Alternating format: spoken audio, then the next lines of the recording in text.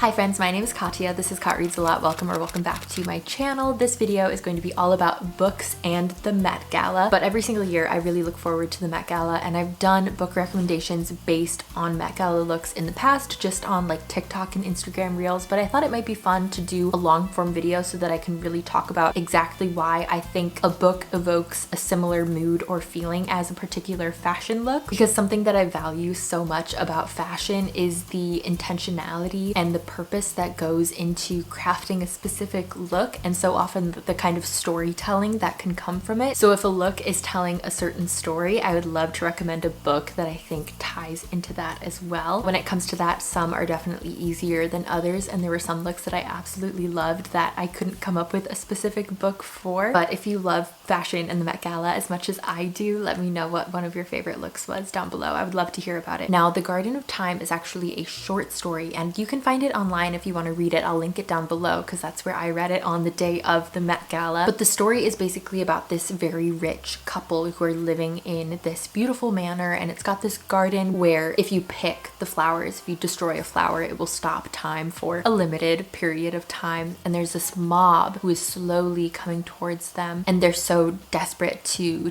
protect themselves, to stop time, that they end up destroying the entire garden, and eventually they run out of flowers to kill. Now, I think there are a lot of different ways to interpret that. Some people went very floral, some people went very time inspired with just clocks, but my favorite was Lana Del Rey's custom Alexander McQueen, which was based on a 2006 fall collection. Her single rose representing the last flower in the garden, as well as just the vines of hawthorn on her gown, remind me a lot of the kind of decaying garden. And in that way, her look really reflected the story and the theme, at least in a little bit more of a literal way than a lot of the other looks that were there. And again, I'll link it down below so that you can read it easily if you would like. Next, let's talk about Doja Cat in Vêtements. She's wearing this very wet looking t-shirt dress, and the wet look was kind of a theme throughout the night. There were lots of people who had wet hair, but Doja Cat has mascara, or what seems like mascara, running down her face. And when it comes to somebody who looks like they're crying and looks like they've been caught in the rain in a storm, I definitely want to recommend Hurricane Summer. I don't want to say too much about the plot of this book, but we follow our main character Tilla, who is going to visit her father in Jamaica for the summer. It's her first time seeing him in years, and it's about her meeting him and meeting his side of her family. But this book made me cry more than any book I've read in the past few years. But it didn't make me cry because I was sad, it made me cry because I was angry.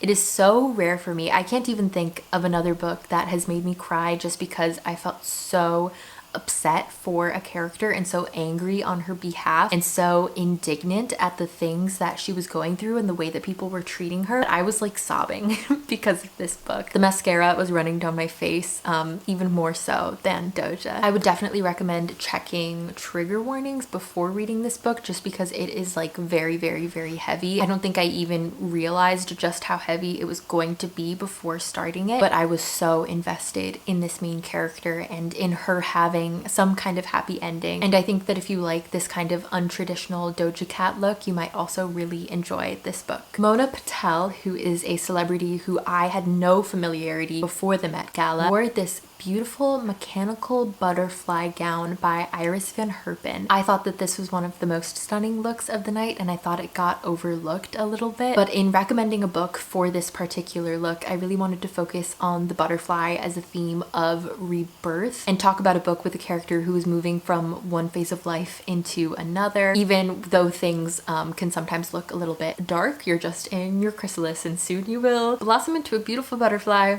Anyway, This Could Be Us by Kennedy Ryan. I just finished reading last week, and this is as much a story about rebirth as it is a story about finding yourself post-divorce. We follow our main character, Soledad, who is the mother to 3 girls and the wife to a husband who really just flat out sucks. We find out something about him at the beginning of the book that he had been keeping a secret from his family that really just thrusts her into a terrible situation, and she has to learn to reprioritize and rebalance her life in the wake of this this really traumatic situation that her family is going through, and she makes this pact with herself that she's going to date herself and really try to find her own inner value beyond being a wife and a mother, and beyond people that she might be romantically involved with. But there is a man who enters her life. His name is Judah. He is so swoony, but he was a co-worker of her ex-husband, so there's a little bit of background drama and tension that comes from that. But Soledad's journey of evolution and also the way that her romance with Judah slowly develops is just really, really gratifying to read. And I think that if you would enjoy this kind of story, This Could Be Us is something that I so highly recommend. Kendall Jenner in Givenchy. Now, when she talked about this look on the red carpet, she said that it had only ever been worn by a mannequin before, and she was the first human to ever wear it, and they couldn't make any alterations to it because it was such an old piece, which does really reflect not necessarily the theme of the Met Gala, but definitely the theme of the Met exhibit that they were raising money for. But lately there's been a little bit of controversy surrounding that because photos of Winona Ryder in the 90s wearing what seems like an identical dress have resurfaced. There is kind of this question of whether Kendall Jenner was misinformed or whether she was telling the truth and there were multiples of the dress made. It's all very mysterious and controversial, and that kind of controversy, in addition to the fact that the dress itself is just so like moody and dark, make me want to recommend Pure Nessie by Susanna Clarke. I'm not going to give away too much of the plot of this book, partially because it's hard for me to even explain, but also because it's so much fun to discover as you go along. But we follow our main character who lives in kind of this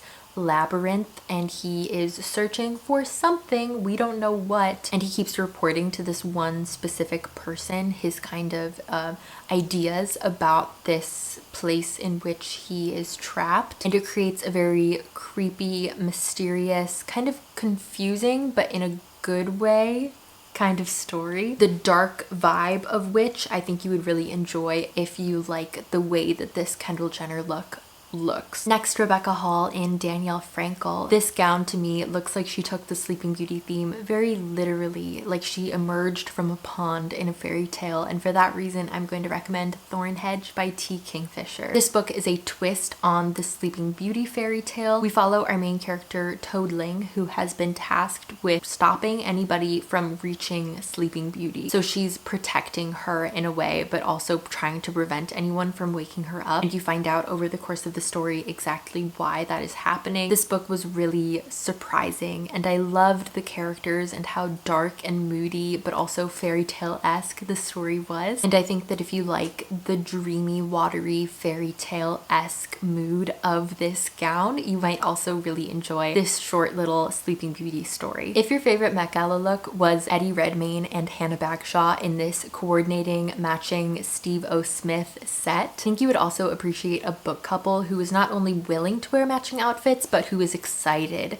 to coordinate their outfits. So I'm going to take this opportunity to talk about one of my favorite books of all time, one of my favorite book couples of all time that I don't get to talk about nearly enough, and that is Lola and Cricket in Lola and the Boy Next Door. This is a YA romance, and it's a YA romance from like 10 plus years ago, and I read it a really long time ago, but it's stuck with me and I've reread it and it's held up. It's so cheesy but so much fun. We follow our main character Lola Nolan, who is an aspiring costume designer, and her dynamic with the main love interest is so sweet. This is a couple that absolutely cares about fashion, but not in any kind of conceited way, just in a thoughtful kind of artistic way. And with Lola being an aspiring costume designer and so often wearing really crazy outfits as a form of self-expression, as a form of artistic expression, something that was so important to her over the course of the story was seeing the intentionality that Cricket also started to put into his outfits, and also the way that he valued fashion, not only because it was important to him, but because it was important to her. This is a book couple that I could absolutely see wearing these outfits, but beyond that, just being willing to really go for it when it comes to fashion, but also being so just in sync with one another. And I think that book is so fun and I think underrated, so I highly recommend. Emma Chamberlain in Jean-Paul Gaultier. This look is so lacy and gothic and dark just overall, and I think that if you really love Emma Chamberlain's Keoghan's look this year, you would also enjoy this Beauty and the Beast retelling, Cruel Beauty by Rosamund Hodge. Now in this version of the Beauty and the Beast story, our main character Nyx has been betrothed to the Beast, but she's also been training to kill him. Her goal is to seduce him and kill him and break the hundreds-year curse that he has put on her kingdom. But once she gets there, she realizes things are not necessarily as they seem, and she is enthralled not only by this beast, by the prince, but also by his magical, like, shifting maze of a castle. It's again really dark and enthralling, and if you like the mood of this look, I think you would also really enjoy this book. Barry Keoghan wore a Burberry kind of Victorian era inspired velvety suit, but his look did not get as much attention as the fact that he was there with Sabrina Carpenter. So I definitely want to recommend, if you love Barry Keoghan's look, a romance, and specifically a Victorian era romance. Now, one of my personal favorite historical romances is Bringing Down the Duke. We follow our main character Annabelle, who is trying to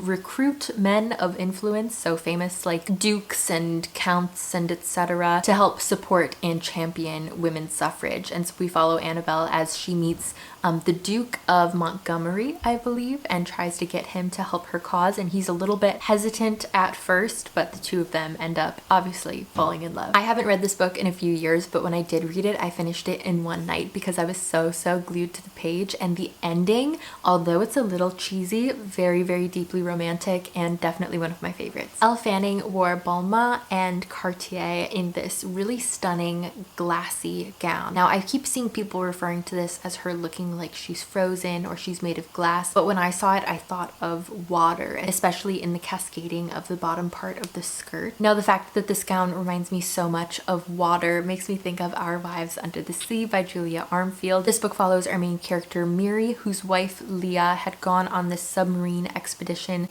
down to the bottom of the ocean, and although she was only supposed to be there for a few weeks, she ends up being stuck down there for months. And when she comes back, she's acting very strange around water specifically. So she'll stare at water, she's drinking salt water, she's sitting in the tub for hours, and every once in a while Miri can swear that she sees Leah's skin turn sort of translucent and watery. It's a very slow moving but very immersive book. It evokes a very specific kind of creepy, dread-filled feeling. I loved the exploration of grief within the book, especially when it comes to grieving someone who isn't gone yet. And I think that if you would enjoy an introspective literary sci-fi, you would really love this book. Mindy Kaling is a beautiful melting flower of time in this structured gown by Gaurav Gupta. And the fact that this was such a unique interpretation of the theme makes me think that if you love this gown, you would also want to read a really unique book. So I would love to talk about Blanca and Roja. In this story, we follow two sisters who we know from the beginning are cursed. One of them is going to turn into a swan. That is their family curse, that there are always two sisters and one of them always turns into a swan. So it's about their relationship, but also about their dynamics with their families and the people in their community. And the way that it's written, sometimes you don't always know if something's really happening or not. Very fantastical, very immersive and strange, but also delightful. Next is Alia Bhatt in Custom Sabyasachi. Everything about this sari makes me really think of something sweet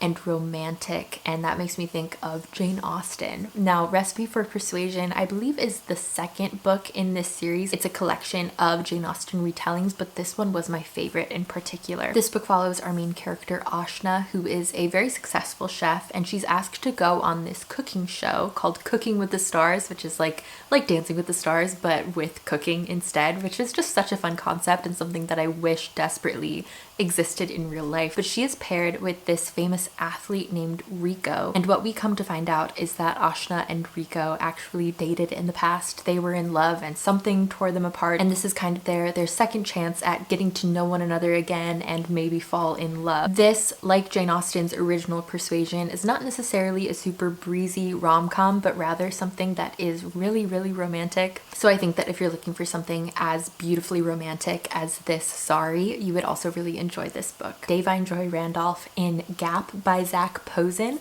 I was actually really surprised to hear Gap be at the Met Gala, but Zac Posen has been a long time Met Gala veteran and he is now their creative director. Now, Davine Joy Randolph wore this beautiful 17th century inspired gown, but it's made entirely of denim. Now, when I look at this gown, I see the drama and the opulence. Obviously, it's got this huge train and sleeves. And when I think of denim, I immediately jump to Americana. Now, for this look, I want to recommend a book that has just as much intricate drama and Americana as Davine Joy Randolph's gown does. And I think the perfect book to read if you really love this gown is An American Marriage by Tayari Jones. This is a book that just completely hooked me. I finished it in one day because I was so invested in the drama that was happening between these two characters. We follow a newly married couple who has not known each other for very long, and I think within the first month of their marriage, or very quickly, the husband is convicted of a crime and ends up having to go to prison. And it's about these two characters navigating their relationship, now having to be separated after knowing and being married to each other for not very long at all. Next, Emily Ratajkowski in Atelier Versace. This is from a 2001 collection, and it's this very sexy, like very skin-bearing crystal look. Now, this might be a little bit on the nose, but I do think that if you love this particular look on Emily Ratajkowski, you should absolutely read her book, My Body. This is a collection of kind of musings and essays on her life. She talks about growing up and how she got into the modeling industry to begin with, but she also has these really interesting reflections on what it's like to exist in a body that doesn't always feel like her own. I thought it was so fascinating because she talks about how she doesn't always feel like she belongs to herself or that she can really control how other people react to her because of her beauty. And on one hand, it's like, oh, boo-hoo, poor you, you're stunning and beautiful. But I thought it was really eye-opening to see the way that other people kind of have commodified and fetishized her because of something that she can't really control. Also, the way that people have treated her well, but also really exploited her because of that. And so I think particularly with such a skin-bearing kind of look, this is a really good reflection on the way that she views her own body and her own image. And again, it's really thought-provoking. It gave me a lot more respect for this model who I really didn't know anything about. Not that I didn't respect her before, I just didn't know anything about her. And I thought it was really beautifully written, so it's definitely one that I highly recommend. Madelyn Cline, for her second Met Gala, wore Tommy Hilfiger. What's interesting about this dress is that the top is very much your very traditional workwear shirt dress, and then it goes into this fun floral applique skirt. The skirt is so big it reminds me a little bit of a duvet, if I'm honest. This was not my personal favorite look, but I can appreciate it, and I think the mixture of workwear and sleepwear makes me think of Business or Pleasure by Rachel Lynn Solomon. This book follows our main character Chandler, who is a ghostwriter, and at the beginning of the book she has a one-night stand with a guy who she never expects to see again, and she hopes to never see again because the one-night stand is kind of unpleasant. But the next day she finds out that the person that she had the one-night stand for is actually her next client. He's a low-level celebrity of whom she had never heard before, but she is being asked to ghostwrite his memoir. So they try to keep things professional as they get to know one another, and she has to get to know him very deeply in order to write well about his life. But I love the way that Rachel Lynn Solomon writes romantic relationships, and particularly like the banter between characters. The chemistry between these two was just electricity crackling, and I loved them both a lot. Alright, thank you so much for watching this video. Don't forget to like and subscribe if you haven't already, and click the bell to be notified of the next time I post, and I will see you in my next video.